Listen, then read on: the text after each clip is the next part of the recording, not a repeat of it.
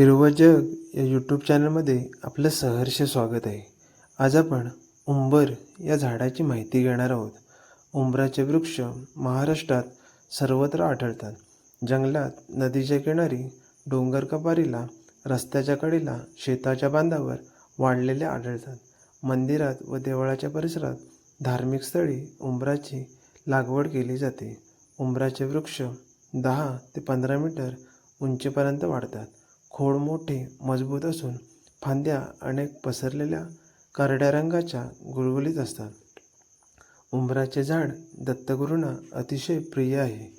ब्रह्मा विष्णू आणि महेश्वर, ब्रह्मा विष्णू आणि महेश्वर सामोरे बसले, मला हे दत्तगुरू दिसले, मला हे दत्तगुरू दिसले. माय उभी ही गाय होऊनी, पुढे वासरू पाहे वळुनी, कृतधनेचे श्वान बिचारे, कृतधनेचे श्वान बिचारे पायावर झुकले, मला हे दत्तगुरू दिसले, मला हे दत्तगुरू दिसले.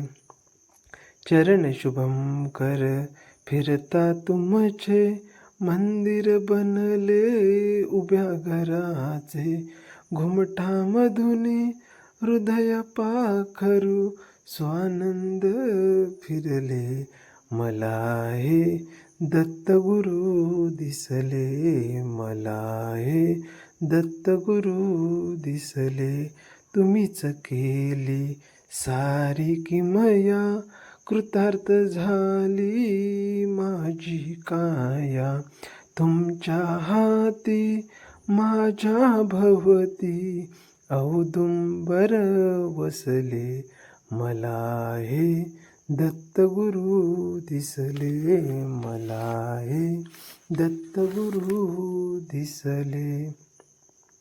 पाने साधी एकाड एक सदाहरित लंबवर्तुळाकार अंडाकृती असतात. पाने 7 ते 15 सेंटीमीटर लांब व 3 ते 6 सेंटीमीटर रुंद, टोकाकडे साधारण निमुळते असतात.